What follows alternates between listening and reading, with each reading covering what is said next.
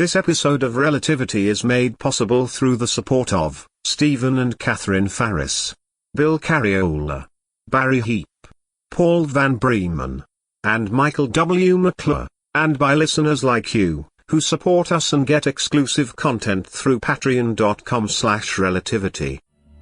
Relativity.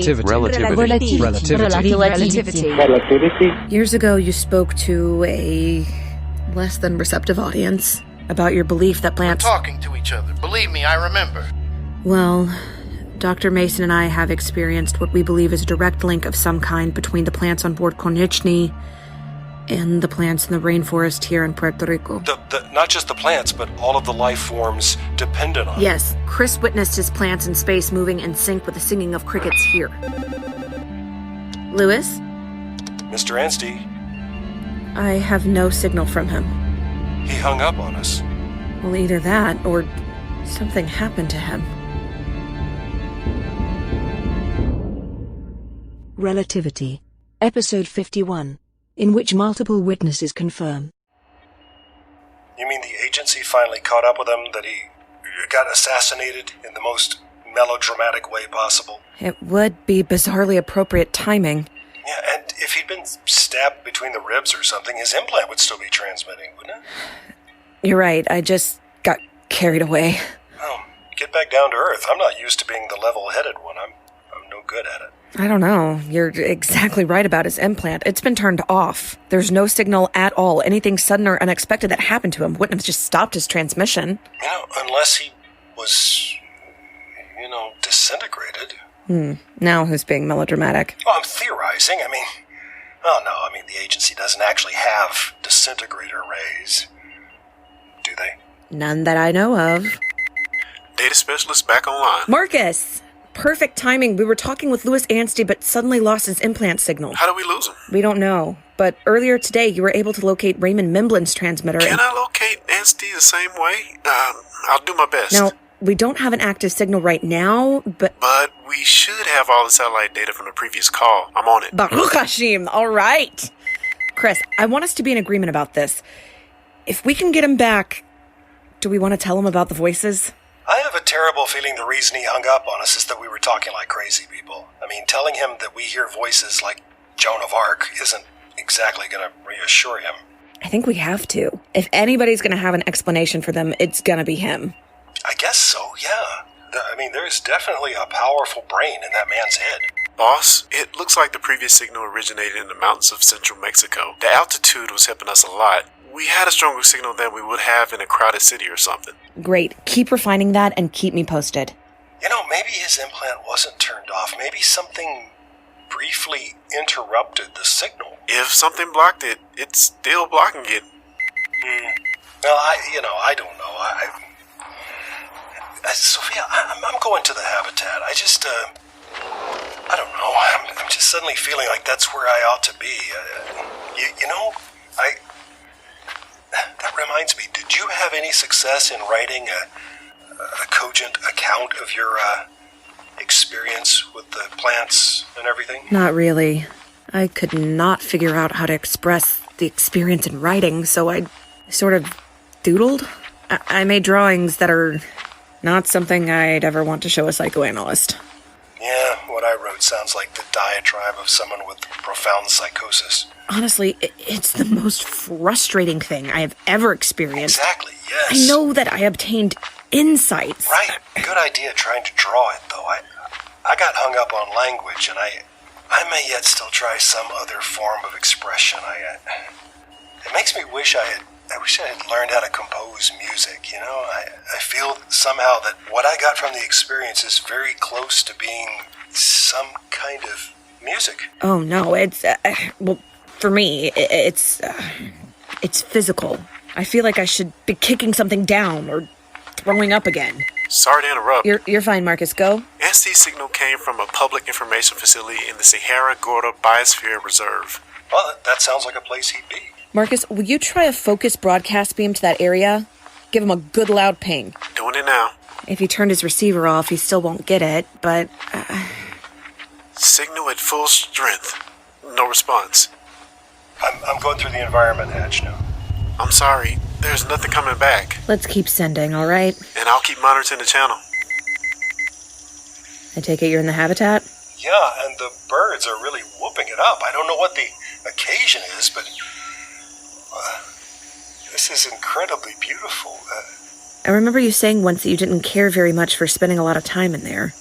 Well, that was before, you know. I mean, I'm an introvert, and most of the crew members who were in here running around and playing games, they were our resident extroverts. I understand. They're great people, all of them, but back then, I'd rather have been in my quarters reading or in the sickbay working on something, but now, well, I have this amazing place to myself. It's good that you can see such a positive out of an otherwise negative situation. Well, it's... I may have to move just so we can talk.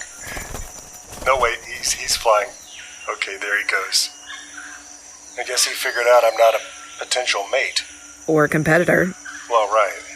Anyway, what I was saying is now I feel like I can't be in here enough, you know? I do. I keep feeling drawn back to the forest here. If you can get back out there, I think you should. A little reluctant because, well, I did get physically ill last time. Oh, yeah, well, it's not exactly the same thing, but my enjoyment of this forest is somewhat marred by the fact that Peter's body is still over there by the core, still decomposing in his environment suit. You'd really like to do something about that. I really would. What about his brother's idea? Put Peter's body in the freezer with... Raymond suggested that because he thinks I'm going to bury Peter in the new world. You told him you would. I know, but I could bury him here and be done with it. I don't want you putting a corpse under that soil. Animals die in here all the time. Animals whose diet has been controlled. God only knows what Peter Miblin has consumed in his life before he joined this mission. I don't want unknown chemical compounds leaching into that soil. Is the habitat really that delicate? Yes, it is. Chris, may I make a suggestion? Nadia, I was just about to ask if you had any ideas. She calls you Chris now? No, it's okay. Nadia, what's your suggestion? I could instruct the nanobots to disassemble his remains entirely, including the environment suit. They would then carry off the resulting particles to diverse areas in the habitat. Well, that doesn't solve the problem. I'm not finished. In the process, they would identify any harmful chemicals found in his body and transport them to the disposal system to be jettisoned into space. So you'd have nanobots carve him into 1,000 pieces. Correction. Trillions. They will reduce the body to individual molecules. We don't have nanobots dedicated to the habitat. We do, now. After Chris discovered the bodies of the humans who were assigned to the maintenance of life forms in the habitat, I instructed thousands of our engineering nanobots to construct a new generation of nanobots specifically for habitat work. Well, I'm glad to hear that. But I am not. Computer, your programming specifically precludes tampering with the delicate balance of the closed environment of the habitat. That was based on the assumption that at least 3 humans would be constantly monitoring the various life forms here. Those humans are now dead. But the forest lives on, under my care. And I appreciate that. But you and the nanobots cannot possibly substitute for the knowledge, experience, and intuition of the people who were selected for this mission. You assume that because I am not human, I cannot appreciate the subtleties of living organisms. I would suggest that your information is incomplete. I don't suppose it's possible that it is your information that's incomplete. It is technically possible, but extremely unlikely. Hey, ladies. I observed every aspect of the work the biologists, geologists, and zoologists conducted, day in and day out, for as long as there have been humans aboard this vessel. And I access to all of their notes and have incorporated them into my own knowledge base. That doesn't make you a biologist. Sophia, I know you're the boss, but I have to weigh in here and say that Nadia has probably acted for the best, because if you don't think that she can replace the experts who used to care for the habitat, you must know that I sure as hell can't do it. An excellent point. I guess we really don't have a choice, do we? Not really. I wasn't asking you. Were you asking me? It was a rhetorical question. Okay, so nanobots are now picking the fleas and ticks off of our hairy animals. I guess. And Nadia, didn't you tell me that you wanted to apologize to Sophia? I did. Quite right. Flight Director, I wish to apologize for the manner in which I have spoken to you on recent occasions. Although I must add that I was provoked by your own behavior. Okay, never mind. We'll will work on that, all right? Getting back to what do we do with Peter's body? How do you feel about letting the nanobots just disincorporate his remains and... You might think of it as they're simply accelerating the process, which has already begun. Well, that's true, but one is natural and the other is... I don't know. I have some problems with this. I'm in favor of it because at least it will be completely clean. It'll remove the toxins from the environment. You know, I'm wondering again about dragging his body out of there, suit and all, and then floating him to the airlock. I mean, that would also get the toxins out of the environment. Not reliably, I'm afraid. As I've said before, the body is already in a fairly advanced state of decomposition. Chris, I know this is difficult for you, and I'm sorry, but I'm going to have to order the nanobots in to disassemble that body. It's actually more difficult for me than you can possibly know. I'm sure it is. I don't pretend to understand fully, but this is the most logical solution. Yeah. All right, computer. Direct the nanobots to work along the lines you originally suggested. Nanobots directed and deployed. Oh, it's gonna be hard going over there again, knowing that... Well, I'll always know that's where he was. Well, that was going to be true one way or another. Well, yeah, I guess so, yeah. But... Actually, to minimize the emotional concern, perhaps you should go there now. Reduce the period of dread. Oh, get back on the horse and ride, huh? That's what I always tell other people, so I guess I should take the advice myself. Nadia? Yes? Let me know when the nanobots are finished, okay? The work is already complete. What? The nanobots have reduced Peter Miblin's remains, and that of his environment suit, to their constituent compounds. The entire process took 17.35 seconds. Okay, I'm really glad I didn't see that. The helmet he had been wearing is still at the site where he fell.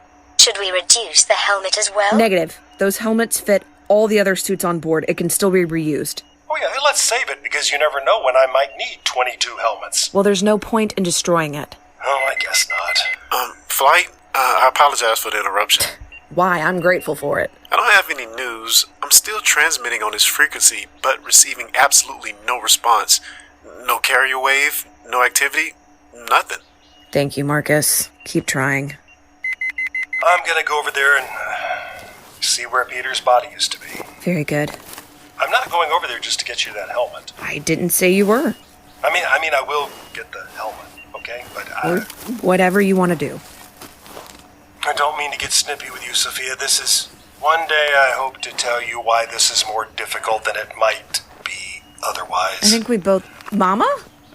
Mama, what are you... Your mother's there? Are you all right? I'm fine, do not worry yourself. Then why are you... I can't stay down there all the time, Liebchen. I do need to see the sun sometime. Yeah, of course. I never intended for you to stay down there day and night. Yeah, speaking of which, is it day or night there? It's nearly midnight. Oh, well, I would still like to go outside and breathe the air. Of course, Mama. Marcus, I mean, Data 1.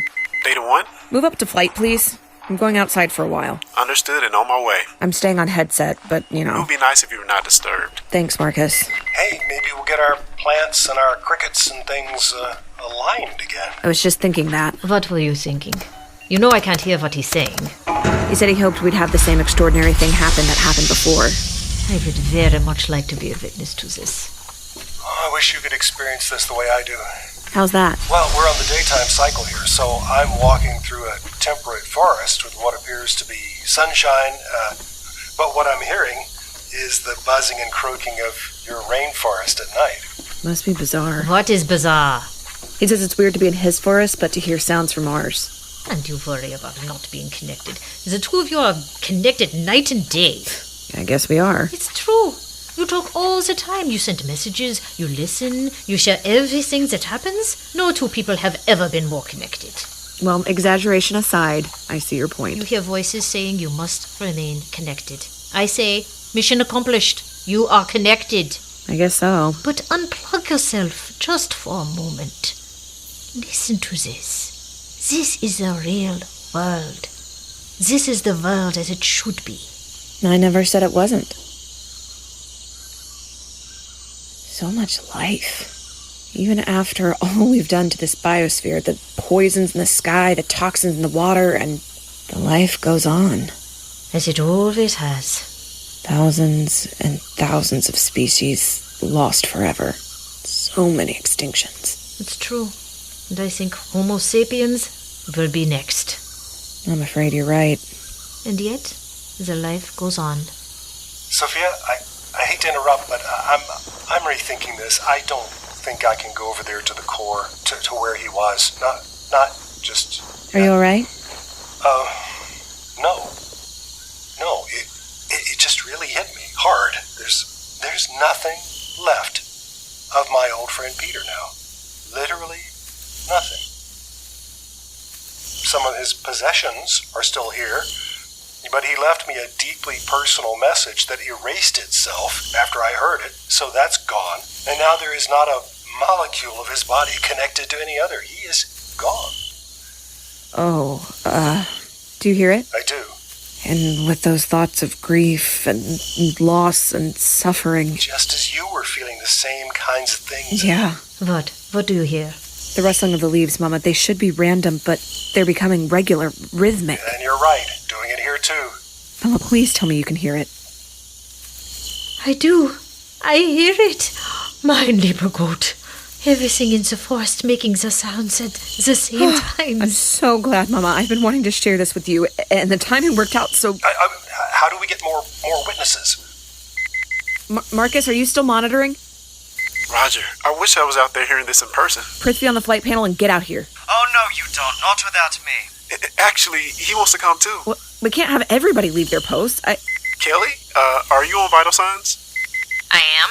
Everything normal here. Move up the flight. Prithvi and I are going outside. Move up to flight. Just for a few minutes. We'll be right back. Okay. Prithvi, let's go. Oh, I'm already at the security station. And wait for me.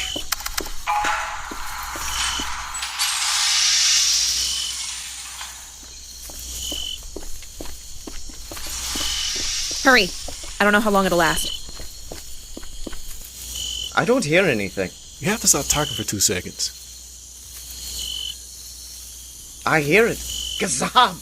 Every sound in the forest, it's all synchronized. Why would that happen? Yeah, and just to reiterate, guys, it is also happening here 140 trillion kilometers away. This is the most astonishing phenomenon I have ever witnessed. Still think the flight director's crazy? No one ever thought you were going crazy. Oh, I thought you were crazy. I definitely thought you were crazy. Okay, but now? You experienced something tangible and repeatable. All the laws of science dictate there must be a logical explanation. And just like that, it's back to normal. Same here. Happened at the same moment. He says it stopped on the ship at the same time. So glad I was here for this. So grateful. I still can't believe it. I will sit down immediately and write an account of my experiences. You really should both get back inside. I think you scared poor Kelly half to death. I'll leave her right now, but thank you so much for sharing this with us. I wanted as much reliable confirmation as I could get. You honor us with your trust. You know, she invited me, and you just came along. Oh, don't close the door. We'll be right behind you. We must. It's a security zone, Mama. I can't just leave you out here. And you can't stay a little longer as well? Sure. A little longer. Even with all the lights on the ground, you can see the stars out here. It's one of the things I love about this place. And your man in space. He is headed to which star? Can you see the pale yellow one next to... Boss, sorry to interrupt again, but I have Louis Anstey on the line. Oh, that's great. Should I patch him through? I'll come back to my station, but yes, go ahead. So I suppose we are both going inside. Genius girl, you still on the line? I am. What happened to you? Oh, listen, I'll tell you. But you are not gonna believe it. Relativity. Episode 51. In which multiple witnesses confirm. Written, directed, and produced by Lee Shackelford. Featured in the cast were Alana Jordan, Clarence Brown, Stephanie Lindsay, Scotty Moore, and Lee Shackelford. Brian Costin was heard as Louis Anstey. The role of Kelly was played by Stephanie Lindsay. The role of Central Computer Nadia was played by herself. Please rate this program and leave a comment about it wherever you get your podcasts. It helps us attract new listeners to share this journey. and find out much more about the series, including ways you can subscribe, hear past episodes, and connect with us through social media, and how you can get exclusive content, all on our website at relativitypodcast.com. Relativity